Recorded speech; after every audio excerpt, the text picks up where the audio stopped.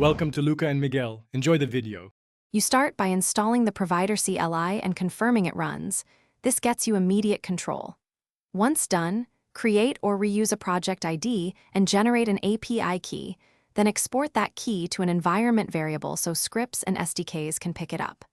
Make sure the runtime, Node or Python, meets the minimum version. Now initialize the local project with CliInit and authenticate. This ties your local workspace to the cloud account, so subsequent commands operate on the right resources. You now create storage constructs and place data inside them. Use the CLI to create a bucket in your chosen region, set ACLs for privacy, and enable versioning if you need object history. Next, upload artifacts with a single recursive command. This preserves structure and infers MIME types. Once files are in, apply lifecycle and retention rules so older objects expire cleanly. This reduces cost and keeps storage tidy. Make sure to test a small upload first to confirm permissions and paths.